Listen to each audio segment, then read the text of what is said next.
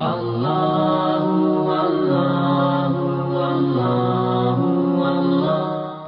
بات جو میں نے ان مطالعات کے دوران جس نتیجے پہنچا، مجھے ایسا لگا کہ امام نے ہر مرحلے پر ایک، میں چونکہ کوشش کرتا ہوں کہ سادہ کر کے سمجھاؤں بات کو. دیکھیں ہمارے پاس عام طور پر دو لسٹیں ہوتی ہیں. ایک لسٹ ہوتی ہے ڈوز، ایک ہوتی ڈونٹس. یہ کرنے کی چیزیں، یہ نہ کرنے کی چیزیں.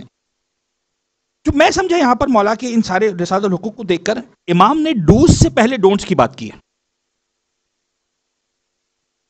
یعنی ایسا لگ رہا ہے کہ مولا کہنے کہ یار دیکھو، صحیح والا کام اس وقت تک فائدہ نہیں کرتے جب تک تم ڈونٹ سے پیچھے نہیں ہٹو گے. غور فرما رہے بابا، جو منفی چیزیں نا ان کو ختم کرو. تم زبان سے ہزار ذکر کرتے رہو، ہزار تسبیح پڑھتے رہو، ہزار جناب علیہ کرتے رہو، لیکن ساتھ میں تمہاری زبان پر گالی بھی ہے. یہ گالی تمہارے سارے اذکار کو شاید وہ مؤثر نہ ہونے دے. یعنی اگر تم فرض کرو بہت سارے ذکر نہیں کر رہے ہو، تسبیح نہیں نکال رہے ہو، استغفار کی، شکران اللہ کی، الحمدللہ کی، لیکن اتنا کر رہے ہو کہ تم مثال کے طور پر اپنے زبان کو گالی سے بچا کے بیٹھے ہو، شاید تمہارا یہ والا عمل تمہیں زیادہ بلندی پر پہنچا دے. غور فرما رہے؟ یہ ضروری نہیں کہ تسبیح کتنے نکال رہے ہو، ڈوز کتنا انجام، ڈونٹس پہ تمہارا کتنی توجہ ہے. جھوٹ نہیں بول رہے ہو، غیبت نہیں کر رہے ہو، گالی نہیں دے رہے ہو، یہ زیادہ امپورٹنٹ ہے. لہٰذا یہاں پر آنکھ کے معاملے میں بھی امام فرما رہے ہو اما حق بصرک فغضہ عما لا یحل لک. سب سے بڑا حق آنکھ کا یہ ہے کہ جو حلال نہیں ہے نا اس کی طرف نظریں مت اٹھاؤ. اب وہ نامحرم ہے، پتہ نہیں جو بھی سارے معاملات ہیں، مت اٹھاؤ.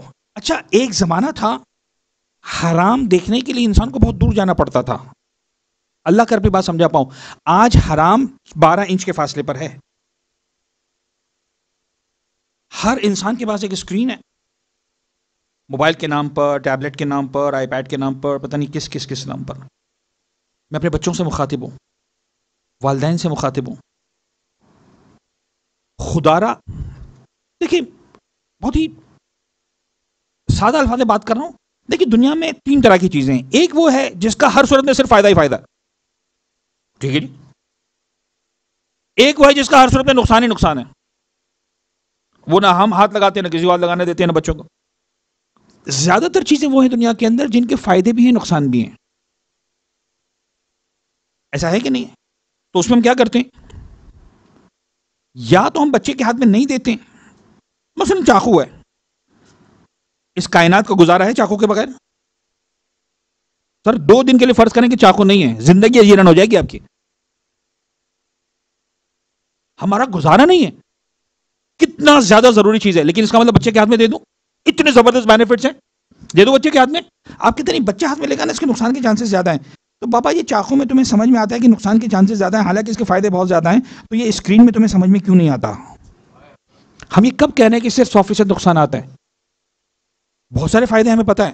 کیا تمہارے پاس اس بات کی گارنٹی ہے کہ بچہ 0% مائنس میں جا رہا ہے، غلط چیز میں 0% جا رہا ہے؟ اگر ایسا ہے تو ٹھیک ہے، ورنہ تمہیں اگر اندازہ نہیں ہے خدا را، تم اپنے بچے کے ہاتھ میں چھری دے دو، میکسیمم نقصان کیا کرے گا؟ یہ الفاظ میں بڑے سخت استعمال کر رہا ہوں، یہ آپ کیجیے، ٹرائی مت کیجیے گا، لیکن میں سمجھانے کے لیے کہہ رہا ہوں. چھری دے دو، کیا نقصان کرے گا زیادہ سے زیادہ؟ میکسیمم کیا کرے گا؟ کسی کو جان سے مار ڈالے گا. چھوٹا نقصان ہے، بڑا نقصان ہے؟ سر کسی کو جان سے مار ڈالے، یہ جتنا بڑا نقصان ہے، مجھے کہنے دیں کہ وہ پھر بھی چھوٹا نقصان ہے. کسی کا ایمان خراب کر دے، مسئلہ ہے کہ ہمیں جان سمجھ میں آتی ہے، ایمان سمجھ میں نہیں آتا.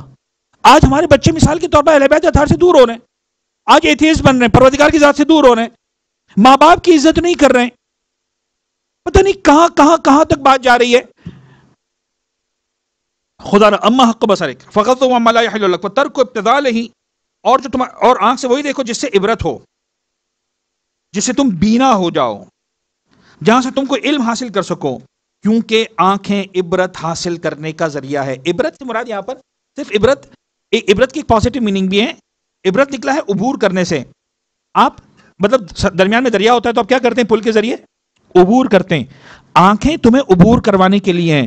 جو دیکھ رہے ہو اس کے ذریعے وہاں تک پہنچو جو تمہیں نظر نہیں آ رہا، نتائج تک پہنچو، ریزلٹس تک پہنچو. امام فرمانے تم اپنی آنکھوں کا خیال رکھو. اما حق رجلائک، انشاءاللہ اس پر ہی بات کریں گے.